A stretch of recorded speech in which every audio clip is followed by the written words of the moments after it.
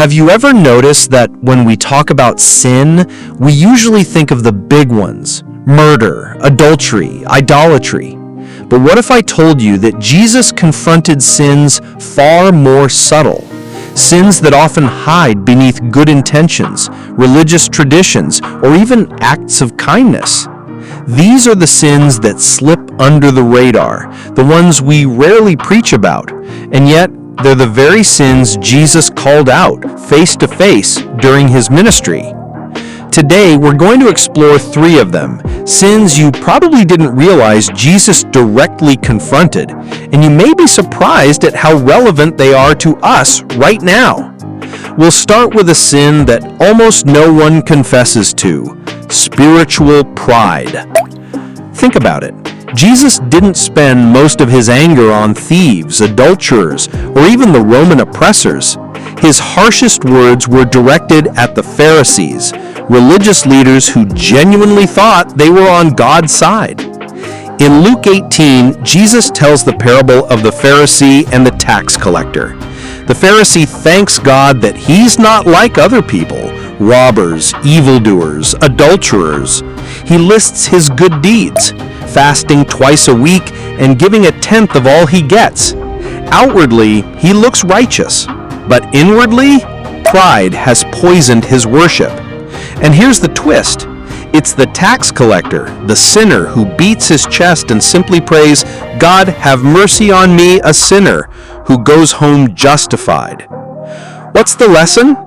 Jesus confronts spiritual pride because it masquerades as holiness. It convinces us we're close to God while pushing us further away.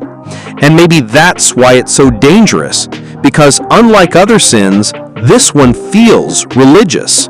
The second sin Jesus confronted is one we might call neglecting mercy. In Matthew 23:23, Jesus delivers a devastating critique. "Woe to you, teachers of the law and Pharisees, you hypocrites! You give 1/10 of your spices, mint, dill, and cumin, but you have neglected the more important matters of the law: justice, mercy, and faithfulness. You should have practiced the latter without neglecting the former." What's happening here? The Pharisees were obsessing over tithing, down to the tiniest detail of their herbs, and yet they ignored justice, mercy, compassion for the poor, and faithfulness to God's heart. It's like polishing your car every day while ignoring the fact that the engine doesn't run. This hits home because it's easy to hide behind rituals, routines, or even church attendance while overlooking the bigger call to mercy and justice. Jesus wasn't impressed by surface-level obedience. He wanted hearts that reflected God's compassion. And here's what makes this sin so subtle. It's not about what we're doing wrong, it's about what we're failing to do at all. Now let's look at a third sin Jesus confronted directly: hypocrisy and generosity. In Matthew 6, Jesus warns, "Be careful not to practice your righteousness in front of others to be seen by them. If you do, you will have no reward from your Father in heaven." He then describes people who give to the needy with trumpets and public displays, turning generosity into a performance. Their real goal isn't helping others, it's being admired. Think about how radical this is. Jesus isn't condemning greed here. He's confronting something that looks good from the outside: giving. But he exposes the heart behind it. And that's what makes this confrontation so piercing. Jesus reveals that sin doesn't just live in what we withhold, it can also live in the way we give. So what do we take away from this? Jesus confronted sins that hide in plain sight: pride that disguises itself as piety, religious detail that overlooks mercy, generosity corrupted by a need for recognition. These aren't the sins we whisper about in confession booths. They're the sins we often don't notice at all until Jesus holds up the mirror. And maybe that's the point.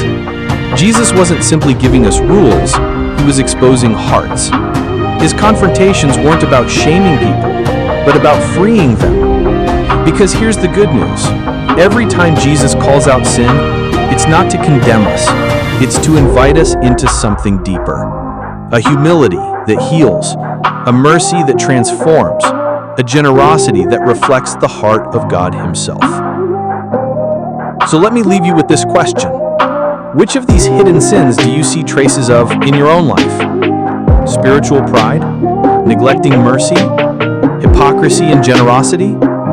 Remember, Jesus doesn't just confront sin to expose us.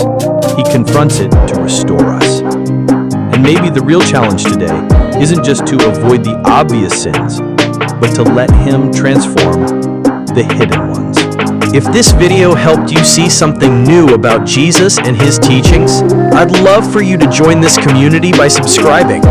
We dive deep into Scripture, uncover hidden truths, and wrestle with the questions that really matter for our faith. So if you want more content like this, reflections that challenge, inspire, and encourage, hit that subscribe button, and let's keep walking this journey together.